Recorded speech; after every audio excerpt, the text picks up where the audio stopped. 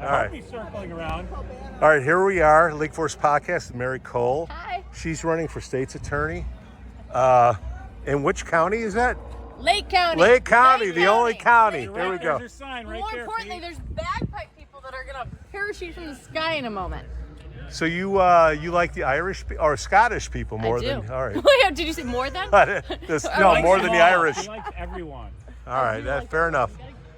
We'll make sure this gets edited. All right.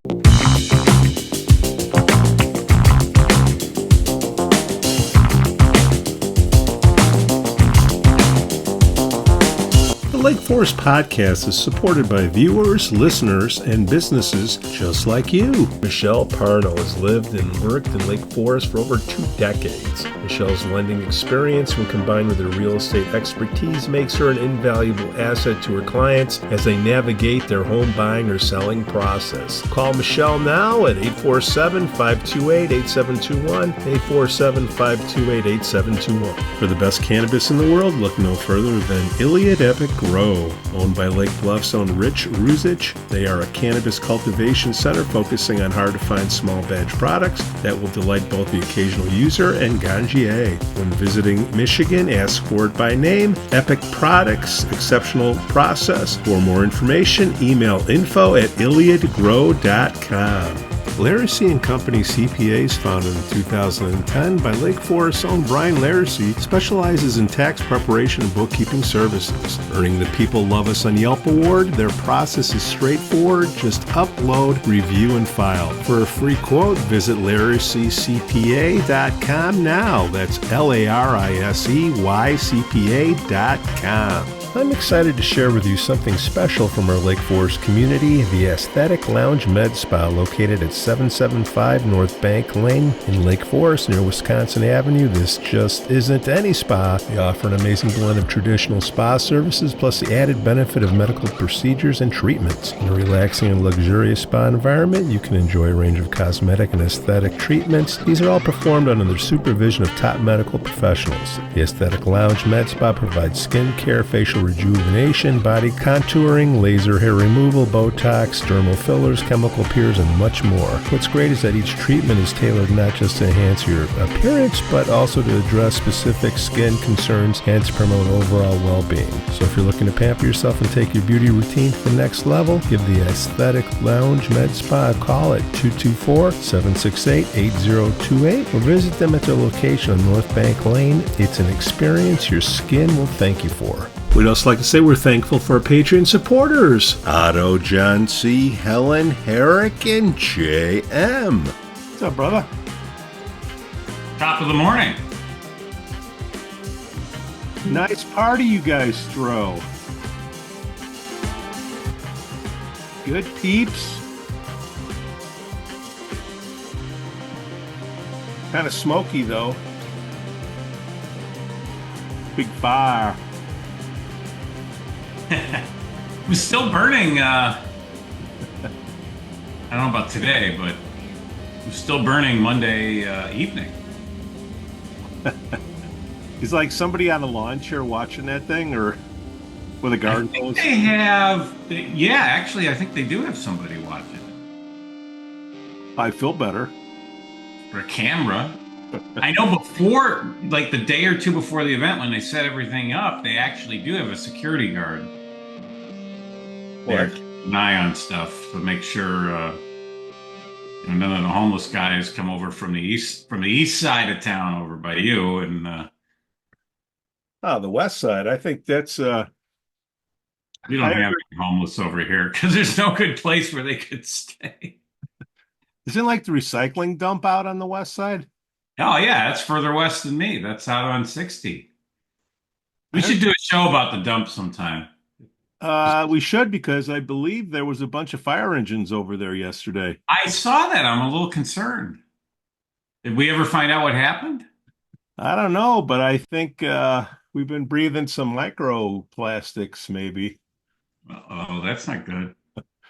No, that was a great event, and no better way to spend an event watching a bonfire and sit in the back of a pickup truck drinking Busch Light. You got a new toy. MGP. Mayor How are George you? Fleeing. Good So I morning, Mr. Mayor. thank you. George. Nice to hear from you guys. Nice to see you. It's Nice to nice see to be seen. Unfortunately I wasn't there, but I we had an open lands meeting last night, and apparently the results of the bonfire, bagpipes and bonfire, were exceptional. So it sounded like a beautiful day, a beautiful evening. There's you. It was. it went down, baby. I think they said they had, I think it was the second most well attended bagpipes and bonfire ever. So, which is great because it took 3 or 4 years to build it back up after COVID. So Yeah. Well, it would have been the number one if everybody wasn't over at Joe's house. oh well. Joe throws a nice party. You have like the Wrigley rooftops there, right? Yeah, it's kind of that. Yeah, Yeah, they're going to Open Lands. Ryan's going to send me a bill. be careful. I think one of the Ricketts lives in town. Yeah. They're going to buy up all the properties around it. So a couple things are going on in town that we have MGP, or Mayor George Pandaleon, on the show. A couple things are just popped up, don't have to be discussed right away.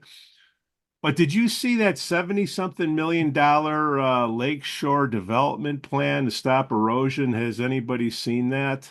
Is that Chicago? Lake Lake by County. us. Yeah, Lake County. Oh, you know what that is? That's probably, I don't know much about it, but I suspect that's probably by Fort Sheridan. Yeah.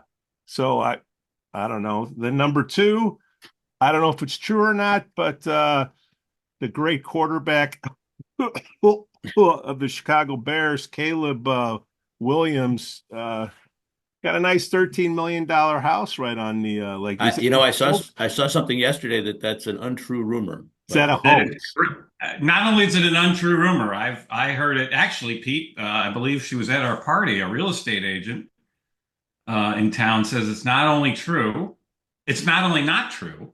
The Okay. people that actually do own that house are so upset at all these news stories about it. They're considering a lawsuit against whoever wrote the story in the first place. Barstool. So yeah, Barstool may wind up in the on the courtroom stool. Okay. All right. Well, There was a lot of stuff talking on at that party. I don't know how many new guests we're going to have or co-hosts on the show, George. With each year, we just added another host. You're doing some recruiting. Well, everyone after a few drinks says, "Yeah, I'll come on the podcast," and then like the next day, like,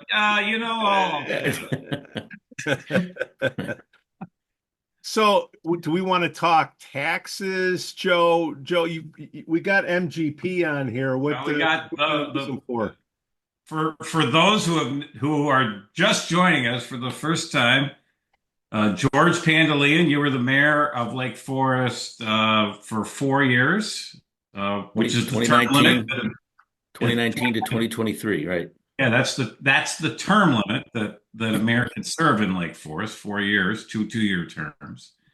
And we're, obviously everybody's got the presidential election and, the state's attorney election and all the other elections that happen this November on their mind, but people are already starting to gear up for the municipal elections next April. I believe the filings are going to happen in a few weeks, and who knows who's, we know, we're pretty certain Randy Tack is going to be running again. And yeah, they've moved up the filing deadline. So it's really put a crunch on the caucus to get everything lined up in time. They being the county, the county, or maybe state is I don't know what's driving it, but it used to be early December and now it's early November. So and I believe the caucus meeting to ratify whoever the slate will be for mayor and alderman, and I don't know if that also includes school board, is October 30th. I think that's the date they've planned it at the Gorton Center. So I am sure between now and October 30th, Pete and I will have a bunch of shows to talk about it and shows afterwards and Breaking news. breaking news and all sorts of stuff since there's no other new stuff.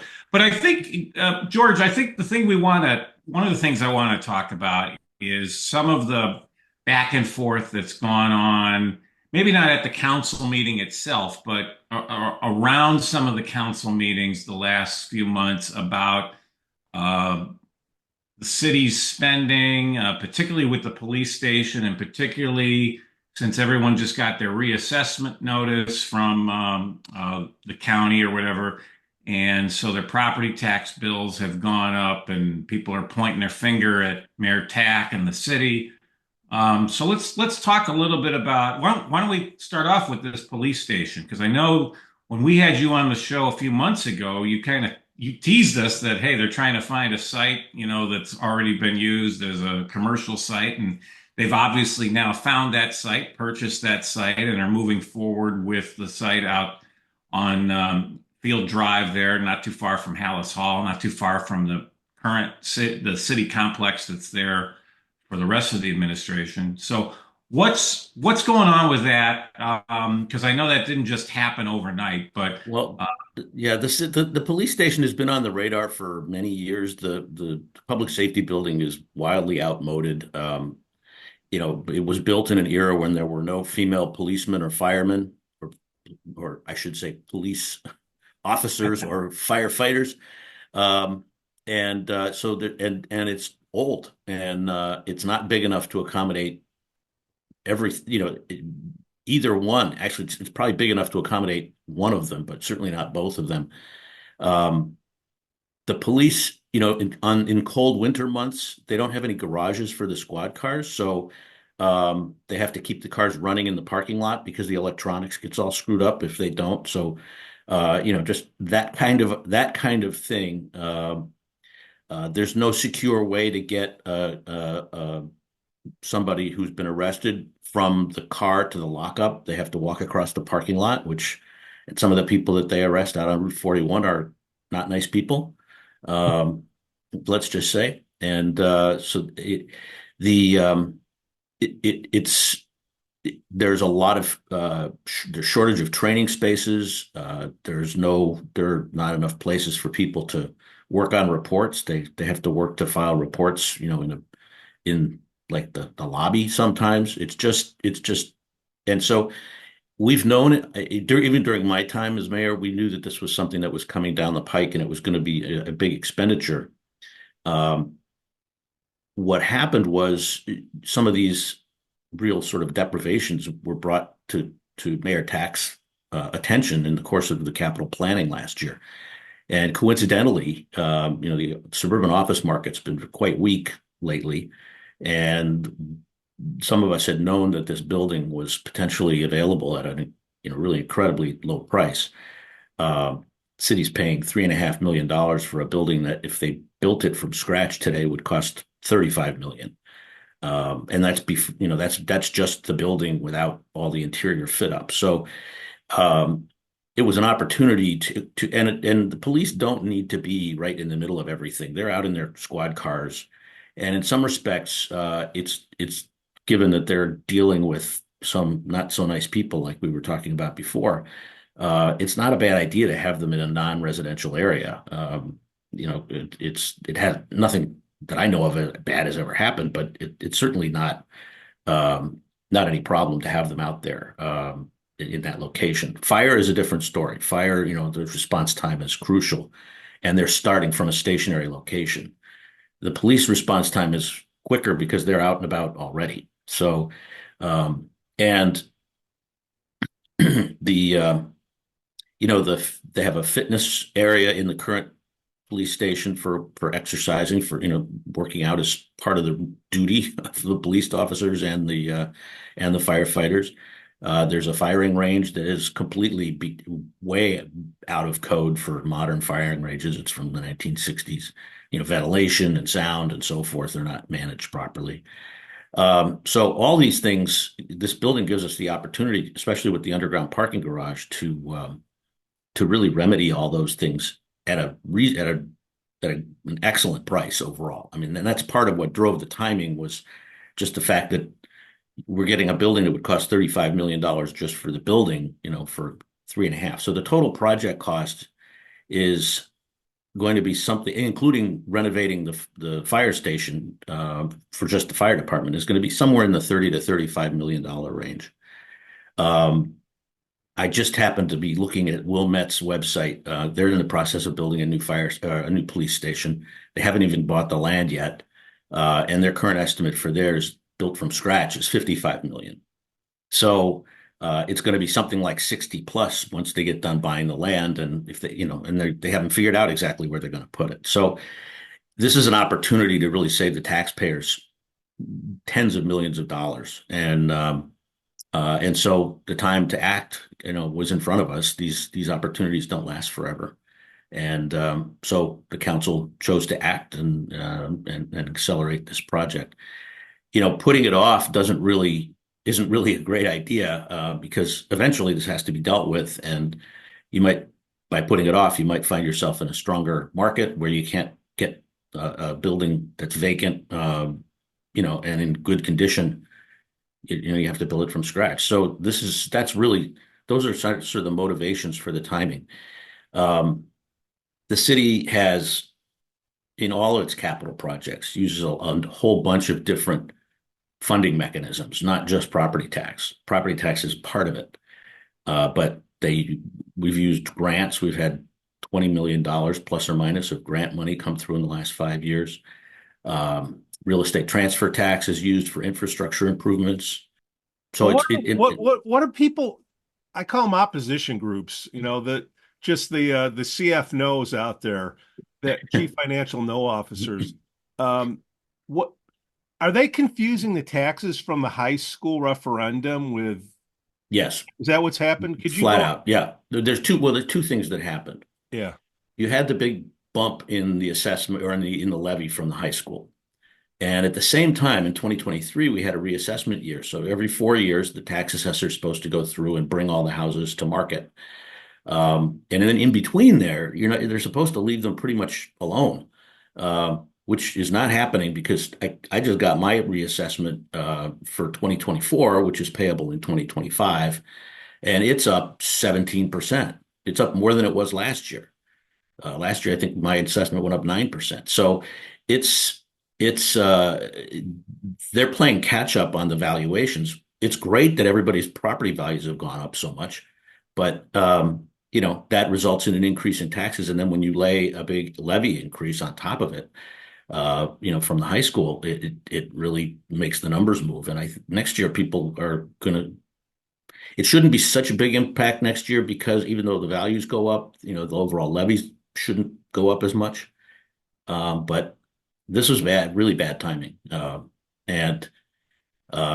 city over the years, so when we financed the turf fields, we did that with 10-year bonds, but we put an interest-only period on it.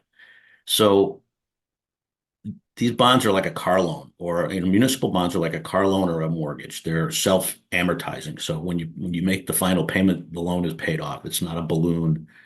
It's a fully amortizing loan. So the principal payments are significant. And given the city's bond rating and the AAA bond rating and the capital markets are very favorable to Lake Forest bond issues, and we were able to structure them with these interest-only periods. So the total impact is spread out over 3 years. It's about $121, for a typical household in Lake Forest, and it's like $50 the first year and $25 the second year, and $25 the third year. It's nothing. So that is a technique that the city's used, and I'm sure we'll use it.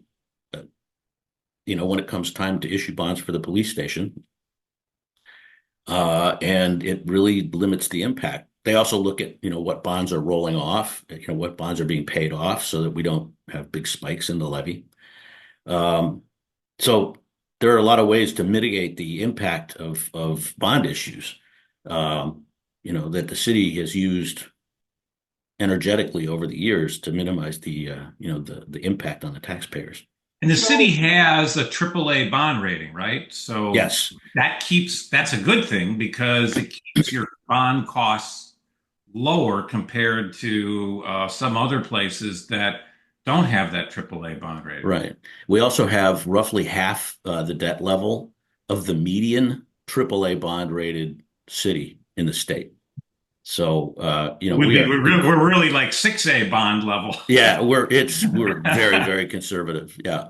Um, Joe, how do we ask because look, all that stuff is great. People hear it and it's just flying over their heads. To me, what I think is happening is they're trying to put the blame of that tax increase on Randy's head by calling him Randy tax a lot or whatever crap. And that's from Dr. Montgomery, who we got to get back on here because he's got some splaining to do. That Are we going to can we get a rebate from the overage that they've got that money in the bank so we can help pay off some of this stuff? Can we get some of that back, Joe Weiss? And and we got Georgia, you don't have to answer because you may be hesitant, but I've heard from a lot of people there's different ways we could have got that money that would have cost us a lot less. I'll hang up and listen. For the school district. Yeah, school district. Yeah. well, the technique, I mean, the high school could have used the same technique I explained, that the city has used. They chose not to for whatever reason. And I think, regardless, Pete and I have been very blunt that both of us voted no on that referendum, but other people I said hell no. Other people may have voted yes, and there's a whole debate out there about how education is funded and whether it should have been. But no matter what side, whether people voted yes or no on the referendum and how they feel about spending money on public schools, that has zero to do with how the city of Lake Forest is operated and how its taxes are. One has zero to do with the other than it appears on the same bill you get in the mail. Yeah, actually, both school districts, 67 and 115, are a bigger part of the tax bill than the city is. So, if you look at it, it's about the city out of $1 of taxes, the city is about 22 cents. School district 67 is 26 cents, 115 is 28 cents. So, and put the two school districts together and it's, over half the tax bill. So that's really that's the big driver. When they do something that increases their levy, that has double the impact, that the city would have. And we still have Lake Forest still has the lowest municipal tax rate in the whole county, in all of Lake County. Yep. Even lower than Mettawa with the Costco. Wow. Oh, don't go there. Don't go there. So if we had the Costco, it'd be even lower, but that's not, Look, we're going into your administration. We're going into elections here. What I want to know is what can we do if Mayor George, correct me if I'm wrong, because I went to public school. If the way they financed that was to get the money up front, so it's in the bank to earn interest to possibly increase their budgets going forward. That's how I take it. Am I right on that or wrong? Number one. And number two, how can we ask for that money back? Because Dr. Montgomery said, and the school board said they would be open on rebating that. I think that's probably something you should talk to him about. I'm not an expert on the school district's finances. And how could we? I just know that there are options in terms of mitigating the impact on the taxpayers that were not taken advantage of. Yeah, I think George is right to stay in his lane on that on this one.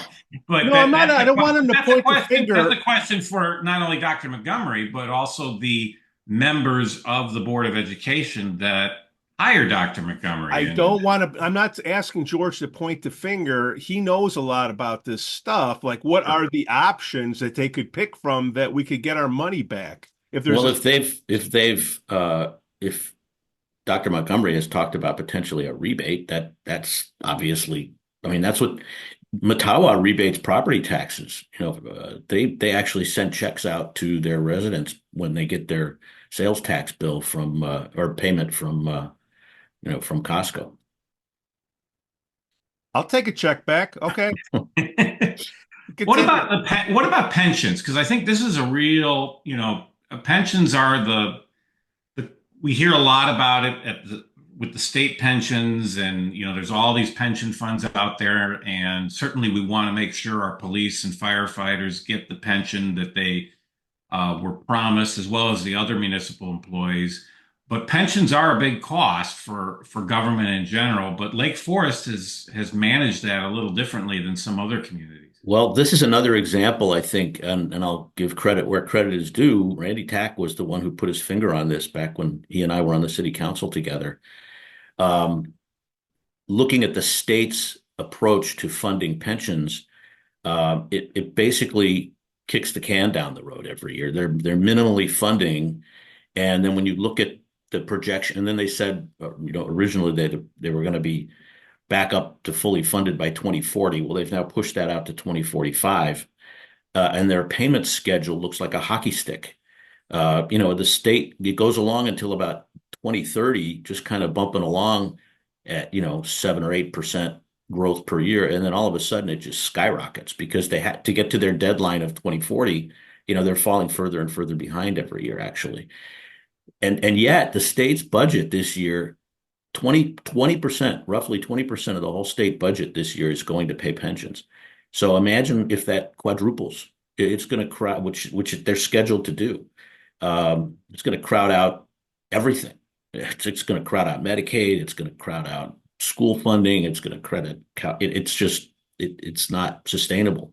So looking at that, a council meeting that I remember, Randy Tack, because I think we were looking at the budget, said, we got to come up with a different way to look at this. We got to get ahead of this problem. We can't just follow on what the state's doing.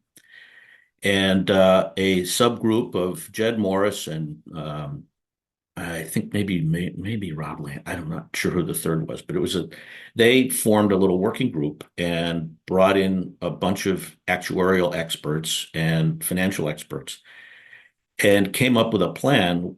Admittedly, it involved us putting more money into the pension fund sooner, but they came up with a plan that by doing that and using the power of compounding, we would flatline our pension obligations by 2025. And that was about 2017 that we started this process. And we are very much on track to do that. And by the way, having had, other than 2022, which was a horrible year in the financial markets, as everybody may remember, but having that money invested earlier, even though it was more than we had to, has now, with the market's performance over the last 3 years, has been a huge advantage and will probably speed up the flatlining. So and by the way, that was specifically mentioned in the latest Moody's report,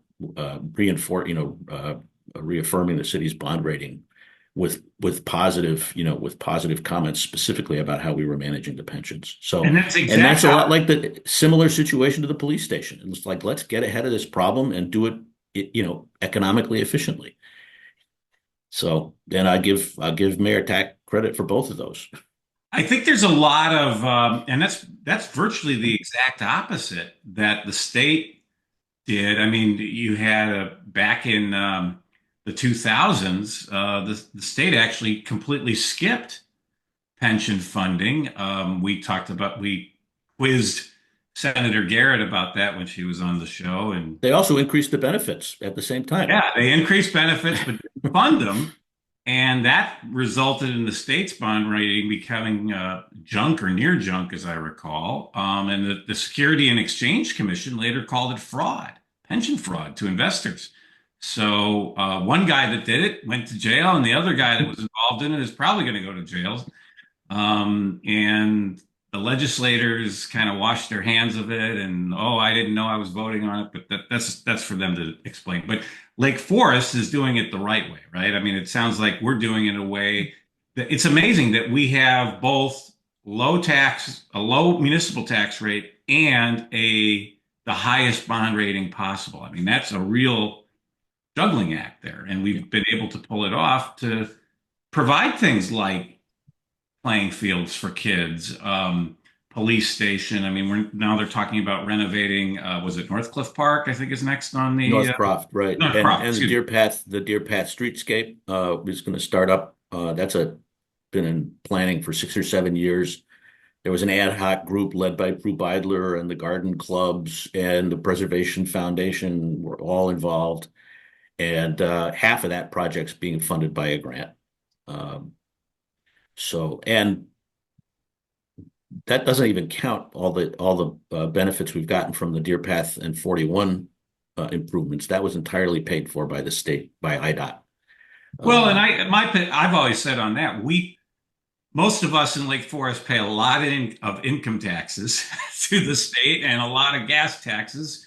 So with the doubling of the gas tax by the state a few years ago, we should get as much of that back as we can, because we're certainly paying a lot more than a lot of other communities when you look at it. So those are all good things, and they keep we're able to deliver first class services at a relatively low cost compared to some other communities.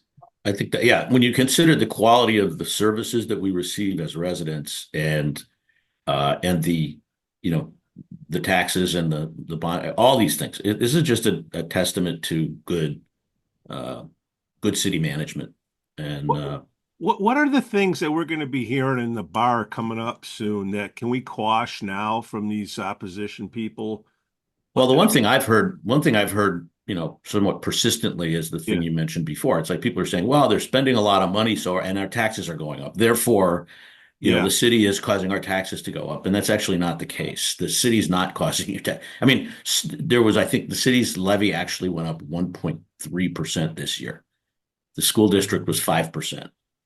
We have for operating. That's for operating. That's not for capital. Yeah. I think another key point here that people should remember is we have, under the state law, Lake Forest, because it's a home rule municipality, doesn't have to follow a tax cap, but we've self-imposed that.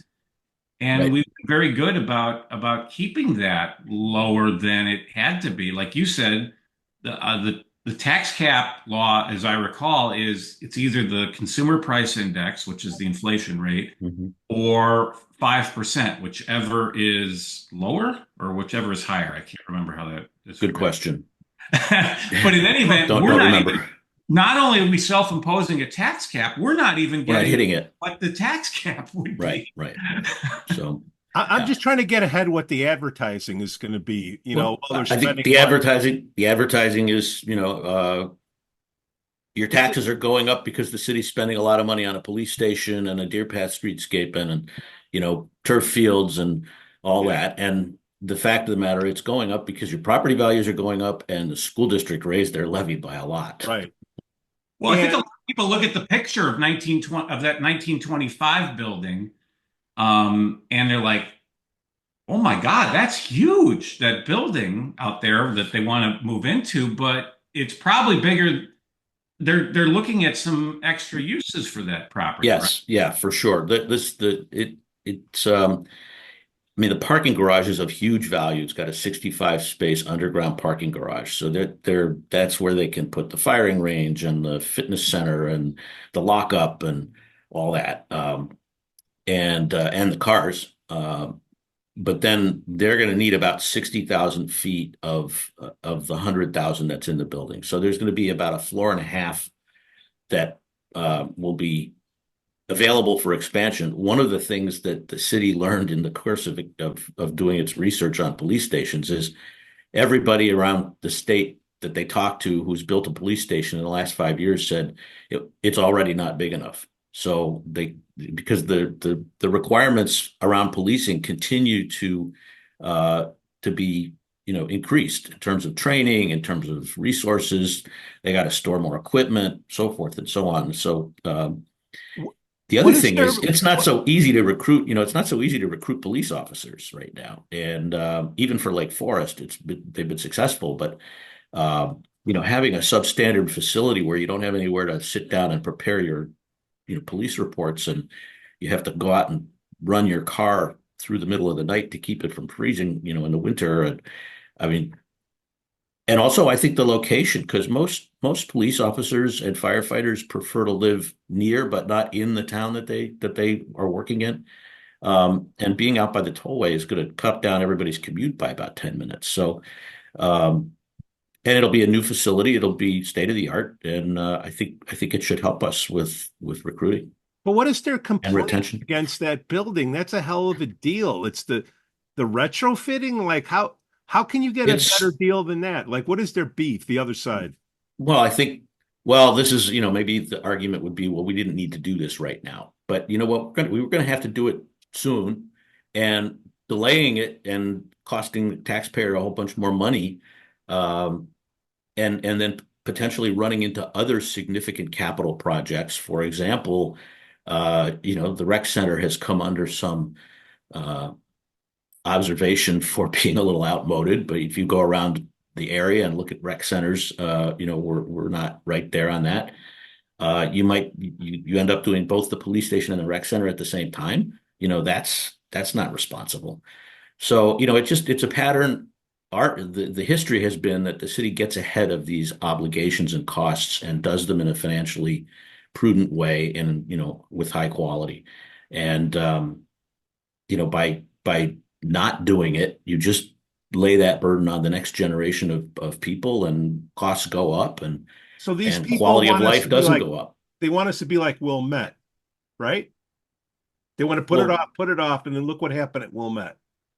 Good, yeah. I mean, I'm not sure. I think it's just, sort of looking for an issue to No, be, I totally get it, but it's like I want to cut it off at the quick, right? They're saying this, okay, you want to wait? Okay, Wilmette waited, and let's just say pull a number out of your hat, George. If we would waited like Wilmette, how much more would this cost us down the line if we didn't do this now?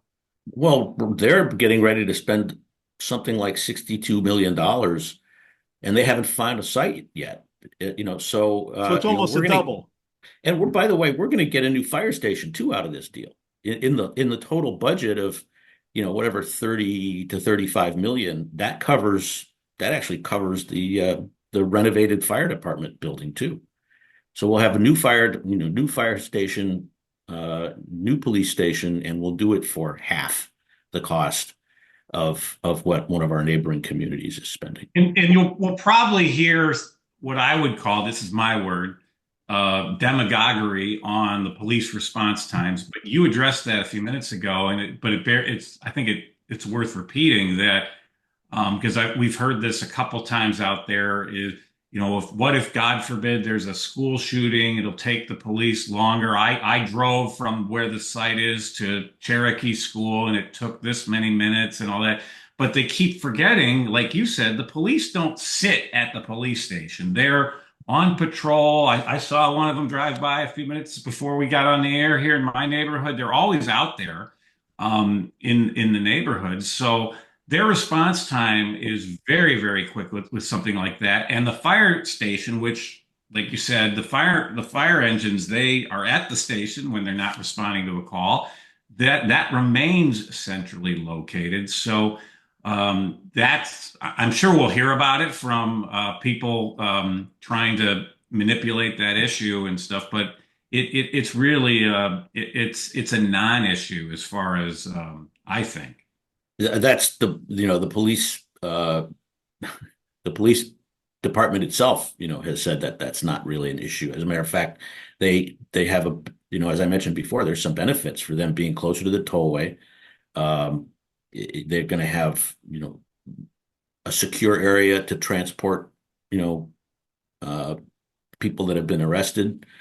I mean, the list goes on and on of deficiencies that are going to be corrected by this, and there's really no impact on response time because, as you said, they're out now. If there was a major event, we do also, speaking of the schools, we have school resource officers in the middle school and the high school. So there's a police officer in the building, at all times. So, or whenever I mean, obviously they go to lunch, they may not be in the building, but, and when there's a major event like that, and those of us who, remember the Highland Park situation, Uh, they have coordinated response teams that come from all over because no one police department is going to have the resources to respond adequately to a major event like that. And they get there pretty fast. And as a matter of fact, Lake Forest Police were heavily involved in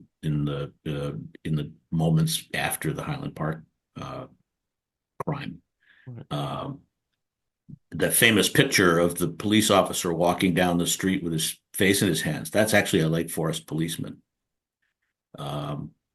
So they work very closely together. We talked to a lot of police officers off the record around town, and I can't say who it was, but I was talking to one of our officers the other day, and I mentioned to him that you were going to be on the show, and he wanted to point out something very positive, that back in 2020, when a lot of all these protests were going around the country after the George Floyd killing and stuff, that you, as mayor, took the time to go to their roll call and make sure they understood that, hey, whatever you're hearing on the national news and Chicago news, we are not defunding you. We support you, and that meant a lot to him. He wanted me to make sure you knew that. So I thought that was a good. I'm glad somebody remembers that.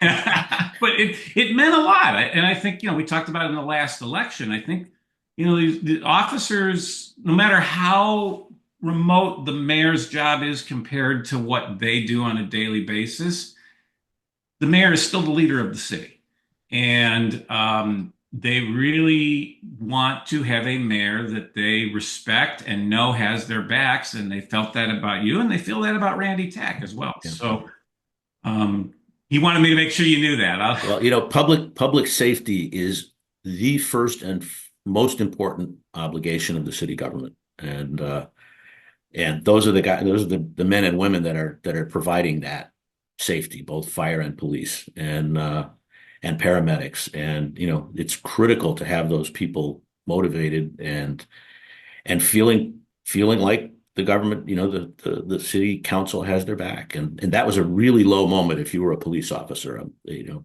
had simultaneously they were being attacked for all kinds of misdeeds that mostly weren't true. And then you had these irresponsible people running around talking about defunding the police. So not only are they being called all kinds of bad names, but then, their jobs are threatened at the same time. Meanwhile, they're supposed to get up every morning at, 1 a.m. to come for the early shift and, smile and be nice and help people recover their lost pets. And it's just.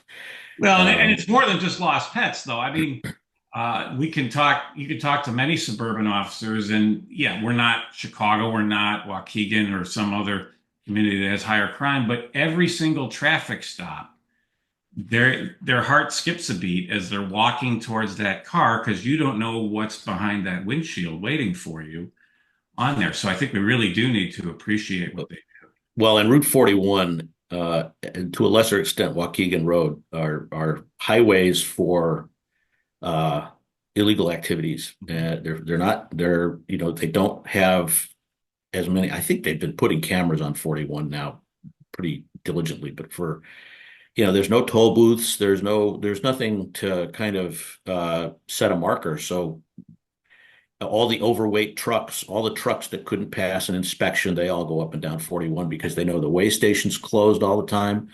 There's a lot of bad stuff that goes up and down 41 right through Lake Forest. And yeah, absolutely. They never know what they're going to run into when they pull somebody over.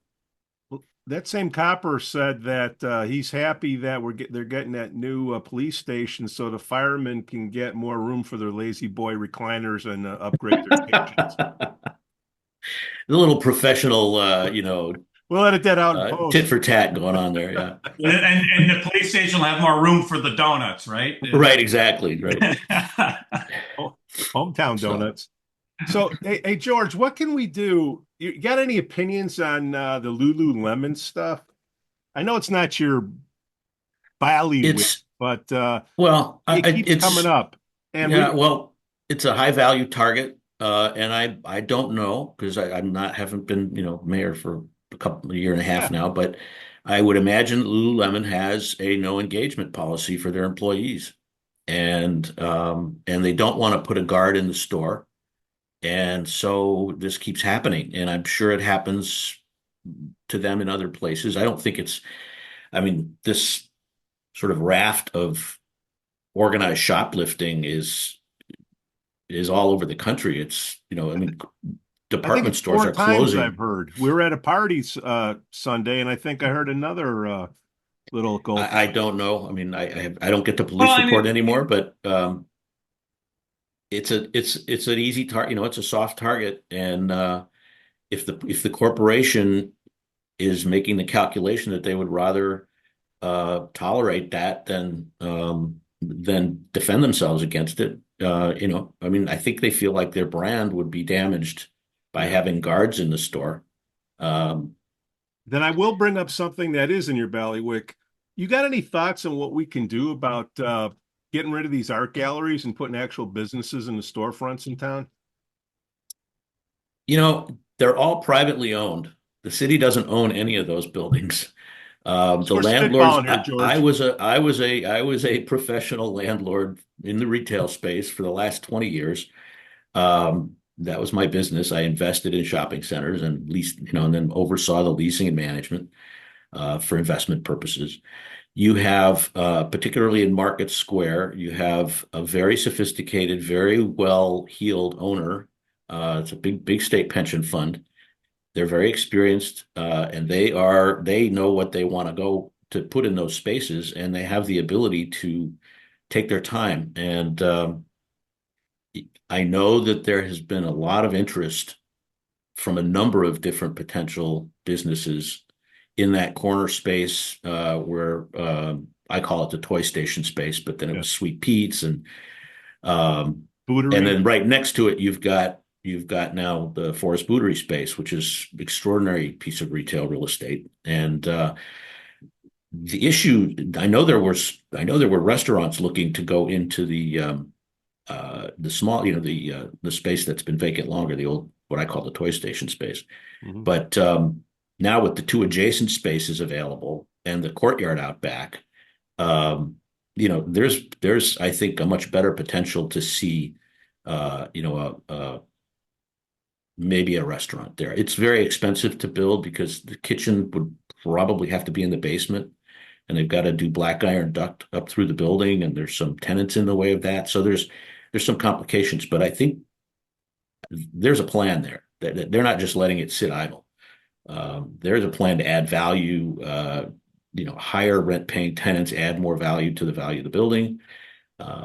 And restaurants pay very strong rents. I mean, Look Colonial is their revenue and sales tax proceeds have been significantly higher than anybody dreamed of. Sophia's Steak, the same. We've got Toco coming, which I've never been, but I've heard just glowing reports of how right next to wonderful Duffers. restaurants those are. Yep, right next to Duffers. So Lake Forest has been discovered, and beyond those couple of very high-profile vacancies, there in the retail space, there really isn't much vacancy when you really dig beneath the surface in the main core of the town. So Well, it's not just a Lake Forest issue. I mean, it's out more than Lake Forest.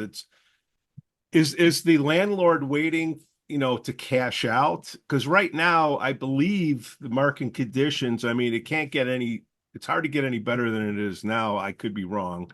it's good for retail right now, but if interest rates came down a little further, it would be even better. Yeah. So, Okay. but the retail nationwide, other than malls, retail is doing really well. Big box retail is strong.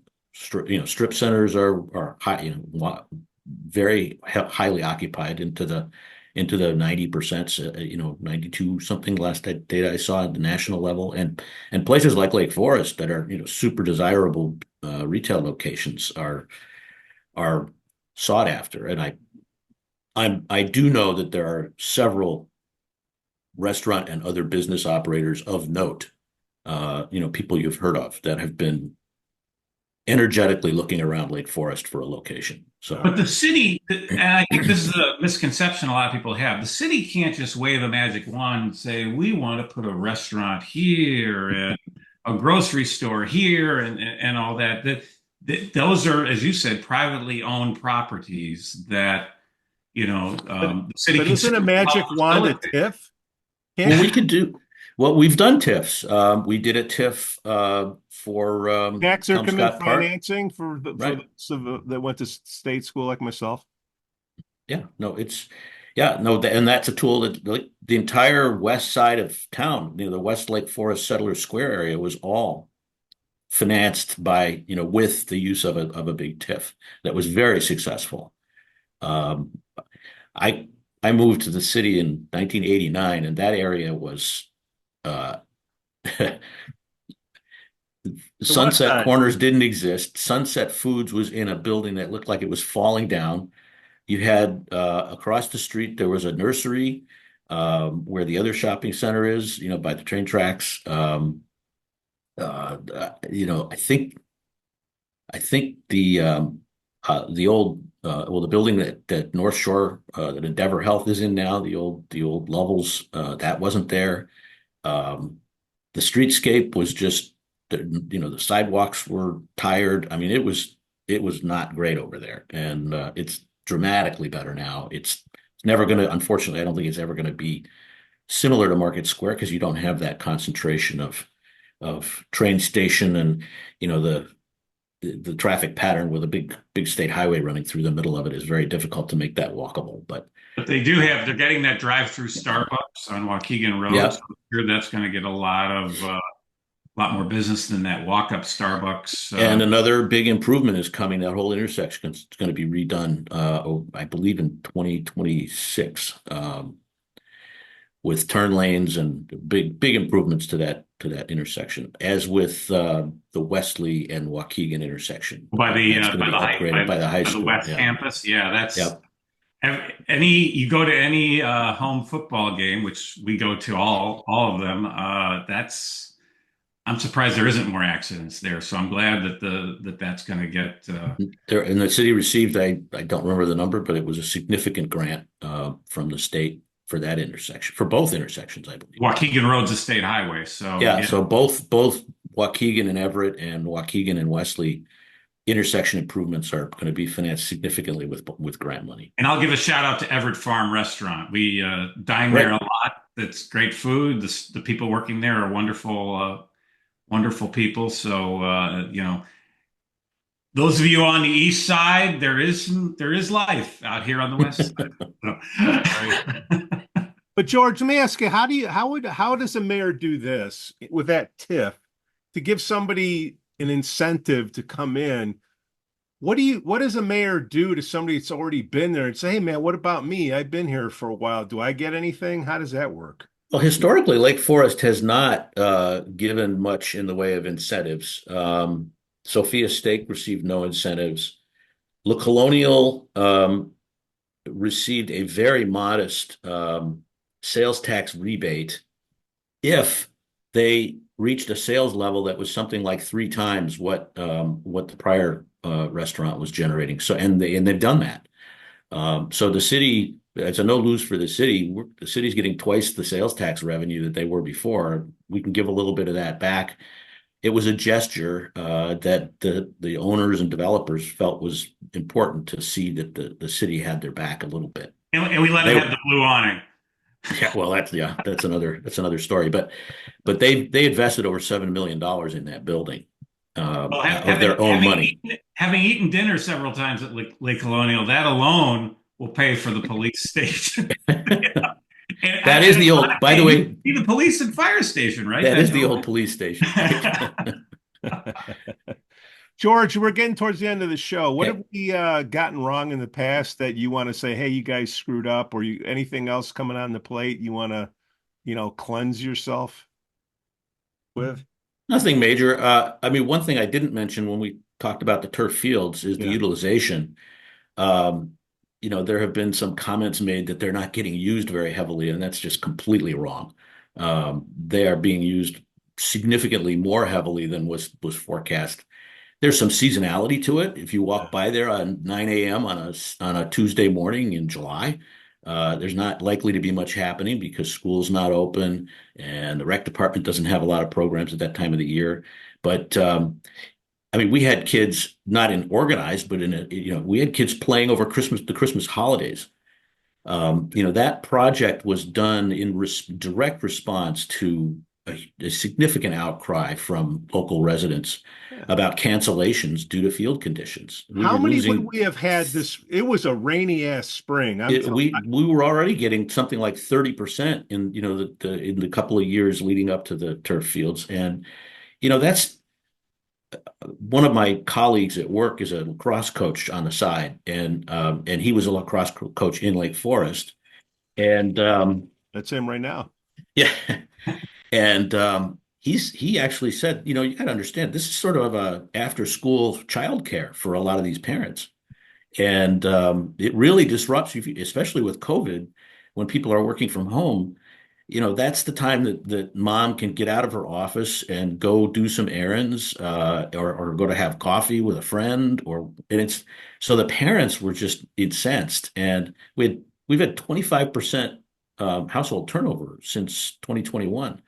So, and almost all of those are young families with children. So, this was going to become only a bigger and bigger problem over time, and so we chose to deal with it. And this is a 50, 60-year asset to the community that's sort of like the police station. These are significant projects, but they have really significant long-term community benefits, sort of like the beach. Yeah, I mean, when my kids were growing up, it was always such a bummer when their games. I mean, if it's lightning, you're not going to play a game no matter what because it's the lightning. But there were games that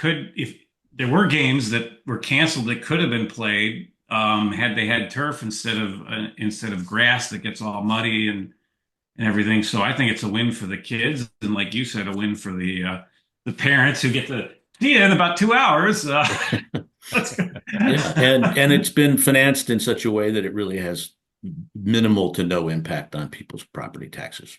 So, as with most of the projects, we figure out how to pay for it as we go. We use grants, we use sales tax revenue, we use real estate transfer tax revenue. George, let's close out the show with one of my favorite projects that helps me get my case of beer down to the beach. That new little walkway.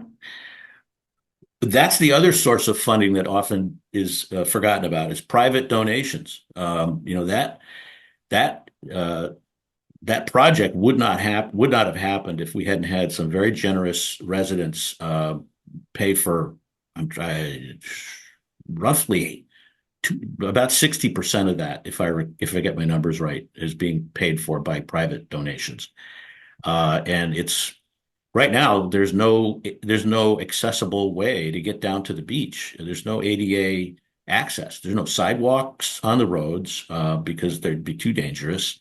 And so you got a big staircase. Well, you got those go-karts doing that blind curve where cars are coming out that could take out grandma. That's not a way to go. No. So this will be, I think, a great enhancement. Right now, it looks a little raw. The landscaping hasn't gone in yet, so it's October. Give it some time. It's going to be beautiful. And we've had Rick Amos on quite a few times on the show, and it's not even just the big checks that help with that, but it's when everyone goes to the fireworks display that they have, the concert and fireworks display over by Deer Path. That's the foundation helping raise money for projects like that. Exactly. And, they were very involved in rebuilding or sort of renovating the golf course, which has been hugely successful. I just learned that for the first time in over a decade, maybe 15 years, the golf course actually is running at a slight profit this year. And last year actually broke even. So when I first went on the city council in 2011, we were funding about a $400,000 deficit at the golf course, and there were questions being asked about whether we should even have a golf course. So that's been a great success story. Yeah, that's a great. That's a beautiful golf course, and for a publicly owned golf course, that is an amazing resource for our community. And all the events in town, shout out to Lake Forest Bank / Wind Trust, homies. And the hospital. And the hospital. Love that hospital. They're always there. They're building. They're still building over there. It's a parking lot. I don't think they anticipated one of the two main hospitals in Waukegan closed shortly after they opened the new building. I don't think that was anticipated, and they're getting more trauma. Yes, for sure. Well, and having kids that play sports, you unfortunately end up in the emergency room, and there's a lot of people not from Lake Forest. Well, and the new wing is going to have a brand new emergency room that's going to be much, much bigger. That was one area that they immediately found, if you needed to go to the emergency room at Lake Forest Hospital was within shooting distance, wouldn't you like to go there too? I sure would. Well, if you're coming in from Waukegan and shooting distance. Well, I shouldn't have used that word. Walking distance. Walking distance. Northwestern is one of the top hospitals in the area, the whole Northwestern country. Yeah. Well, people are beefing about the emergency room, but what they got to know is with trauma, look, an ER visit from Waukegan is a different visit than something that happens in Lake Forest. That's all that I'm saying. Well, also there's a whole thing, and there's a national conversation on this, that a lot of people go to emergency rooms because they know it's going to get covered. Whereas if they go to a regular doctor, it might not be, but that's. But the other thing that's happened now that, has taken pressure off emergency rooms is these clinics that are being run. Yeah. A lot of people, they cover a lot of things that used to be emergency room. So that's my first line of defense. That one on Waukegan, not Advocate, the other one that's over there by Sunset, they do a great job there. You can go. Dr. Mass. Yeah. Mm-hmm. Register online. Hey, man, I'll be there in 15 minutes. Walk in, boom, boom, boom, boom, out. Yep. They do a great job. Local resident started it up all by himself. So he used to be an emergency room doctor. Yeah. Just like Randy Tech, Mayor Randy Tech. So. Joe Weiss, Mayor George Pandaleon, thank you for an outstanding episode of Lake Forest. Thank you, Mayor. Another outstanding episode, thanks to you guys. So. Oh, thank you, Mayor. We're going to make him an honorary co-host soon. Hey, open invite anytime. All right. All right, guys. Have a great rest of the week. Bye-bye. Take care. The Lake Forest Podcast is supported by viewers, listeners, and businesses just like you. Michelle Parnell has lived and worked in Lake Forest for over 2 decades. Michelle's lending experience, when combined with her real estate expertise, makes her an invaluable asset to her clients as they navigate their home buying or selling process. Call Michelle now at 847-528-8721, 847-528-8721. For the best cannabis in the world, look no further than Iliad Epic Grow. Owned by Lake Bluff's own Rich Ruzich, they are a cannabis cultivation center focusing on hard-to-find small batch products that will delight both the occasional user and ganjier. When visiting Michigan, ask for it by name. Epic Products, exceptional process. For more information, email info@iliadgrow.com. Laracy & Company CPAs, founded in 2010 by Lake Forest's own Brian Laracy, specializes in tax preparation and bookkeeping services. Earning the People Love Us on Yelp award, their process is straightforward. Just upload, review, and file. For a free quote, visit LaracyCPA.com now. That's LARISEYCPA.com. I'm excited to share with you something special from our Lake Forest community, the Aesthetic Lounge Med Spa located at 775 North Bank Lane in Lake Forest near Wisconsin Avenue. This just isn't any spa. They offer an amazing blend of traditional spa services plus the added benefit of medical procedures and treatments. In a relaxing and luxurious spa environment, you can enjoy a range of cosmetic and aesthetic treatments. These are all performed under the supervision of top medical professionals. The Aesthetic Lounge Med Spa provides skin care, facial rejuvenation, body contouring, laser hair removal, Botox, dermal fillers, chemical peels, and much more. What's great is that each treatment is tailored not just to enhance your appearance, but also to address specific skin concerns and to promote overall well-being. So if you're looking to pamper yourself and take your beauty routine to the next level, give the Aesthetic Lounge Med Spa a call at 224-768-8028 or visit them at their location on North Bank Lane. It's an experience your skin will thank you for. We'd also like to say we're thankful for our Patreon supporters, Otto, John C., Helen, Herrick, and J.M.